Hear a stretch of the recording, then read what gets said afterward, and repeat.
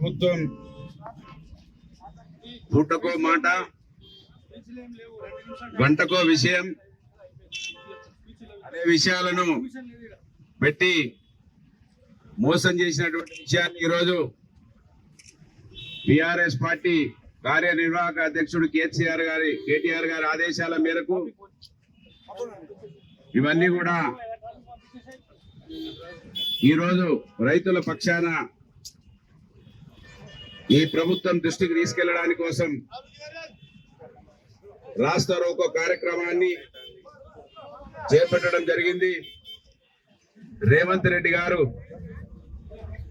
అందరినీ రాష్ట్రంలో ఉన్న ప్రజానీకాన్ని మోసం చేస్తూ దేవుళ్ళ మీద ఒట్లు పెట్టుకుంటూ రైతులను అన్నం పెట్టే రైతులను కూడా మోసం చేసినటువంటి చరిత్ర రేవంత్ రెడ్డి గారి కాంగ్రెస్ ప్రభుత్వానికే ఉన్నదనే విషయాన్ని ఈ సందర్భంగా తెలియజేస్తూ ఇప్పటి వరకు రైతులకు మొత్తంగా ఉండే రుణాలు 49,500 కోట్లు.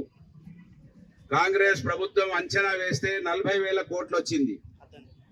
క్యాబినెట్ లో చెప్పింది 31,000 కోట్లు, బడ్జెట్ లో పెట్టింది 26,000 కోట్లు. మరి ఇప్పటి వరకు విడుదల చేసినామని చెప్పింది 17,933 కోట్లు. తెలంగాణ రైతులకు చేరింది 7,500 కోట్లు.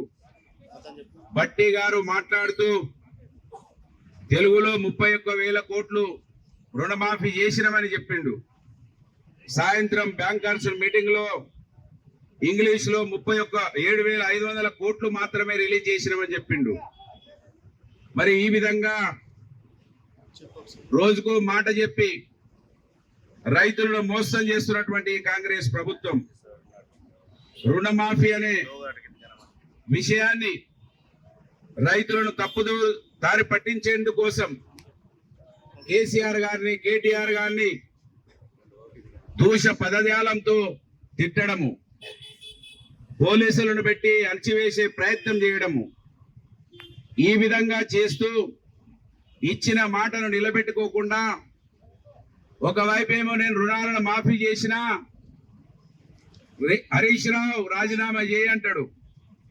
నిన్న తుమ్మల నాగేశ్వరరావేమో ఇంకా మేము మిగిలిన అన్ని కూడా చేస్తూనే ఉంటాం, ఎవరు ఆందోళన చెందొద్దని తుమ్మల నాగేశ్వరరావు అంటాడు.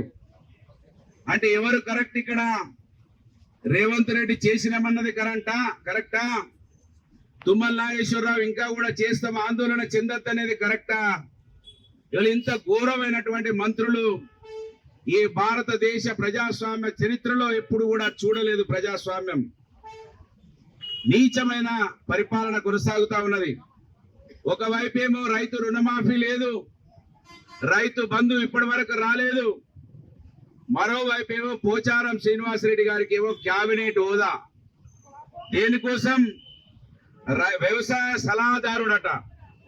అంటే వ్యవసాయాన్ని ఏ విధంగా అణిచివేయాలి, ఏ విధంగా మోసం చేయాలని దానికోసం మళ్ళొక నాటకంలో భాగంగా పోచారం శ్రీనివాసరెడ్డి గారికి వ్యవసాయ సలహా పేరుతోటి రేవంత్ రెడ్డి గారు ఈ విధంగా చేస్తా ఉన్నాడు. కనుక మేము డిమాండ్ చేస్తున్నాం, మంత్రిని ఎమ్మెల్యే మేనిఫెస్టో కమిటీ చైర్మన్ గా ఉన్నాడు. మంత్రిని ఎమ్మెల్యే రైతులకు జవాబు చెప్పాలి. నియోజకవర్గంలో నాకే తెలివి ఉన్నది, LLB చదివినా, నేను 4 సార్లు ఎమ్మెల్యేను, నా అంత సిపాయి లేడు, నేనే మేనిఫెస్టో చైర్మన్ అని చెప్పిన ఈ నియోజకవర్గంలో ఉన్నటువంటి రైతాంగానికి ప్రజలకి ఏ ముఖం పెట్టుకొని ఇవాళ రైతుల దగ్గరికి వస్తావో ఇవాళ జవాబు చెప్పాలి. మంత్రి ఎమ్మెల్యే జవాబు చెప్పకుండా ఒకవైపు మా మీద దాడులు చేయించే ప్రయత్నం చేస్తున్నారు. మంత్రి సిఐ గారు మాకు ఆంక్షలు పెడుతున్నాడు 5 నిమిషాలలో వెళ్ళిపోవాలని. ఈ సిఐ గారికి తెలుసు పాత చరిత్ర, అది పునరావృతం మీరు చేస్తే మేము కూడా చేయాల్సి వస్తుంది.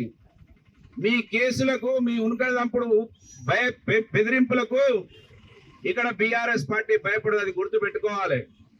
మీరు కాంగ్రెస్ కండువాలు కప్పుకుంటా అంటే అవి కూడా కొనుకొచ్చి ఇస్తామనే విషయాన్ని గుర్తు పెట్టుకోవాలి. మంత్రి సిఐ గారు మా పార్టీ అధ్యక్షునికి 5 నిమిషాలే ఇచ్చినాం, 10 నిమిషాలే ఇచ్చినామని భయపెట్టిస్తే ఈ మంత్రి గడ్డ మీద పోలీసులకు ఏ విధంగా పాయచిత్తమైందో గుర్తు పెట్టుకోవాలి. మీకు నిజంగానే చిత్తశుద్ధి ఉంటే మేనిఫెస్టో హామీ ఇచ్చినటువంటి రేవంత్ రెడ్డి మీద, మంత్రి ఎమ్మెల్యే మీద 420 చీటింగ్ కేసు పెట్టాలి. వాళ్ళు మోసం చేసినందుకు, ప్రజాస్వామ్యాన్ని అపహాస్యం చేసినందుకు, రాజ్యాంగాన్ని అవమానపరిచినందుకు రేవంత్ రెడ్డి మీద, తర్వాత మంత్రి ఎమ్మెల్యే మీద కేసు పెట్టాలి.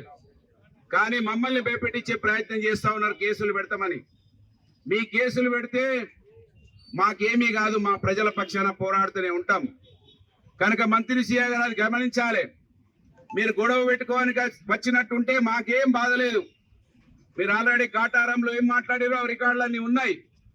కనుక మేము స్వచ్ఛందంగా రైతుల పక్షాన పోరాటం చేస్తానికి ప్రయత్నం చేస్తుంటే మా పార్టీ అధ్యక్షులను భయపెట్టిస్తా అంటే అవి ఎంత దూరం, మీరు మాకెంత దూరమో మేము మీకంతే దూరం, అది గమనించాలని కోరుతూ, ఖచ్చితంగా రేవంత్ రెడ్డి గారి కాంగ్రెస్ ప్రభుత్వం రైతుల పక్షాన ఏ మోసం చేసినా పోరాడటానికి సిద్ధంగా ఉన్నామని ఈ సందర్భంగా హెచ్చరిస్తూ, బీఆర్ఎస్ పార్టీ ఆదేశాల మేరకు ఈ రాష్ట్ర రోకో ధర్నా కార్యక్రమానికి విచ్చేసినటువంటి మా బీఆర్ఎస్ పార్టీ నాయకులందరికీ హృదయపూర్వకంగా ధన్యవాదాలు.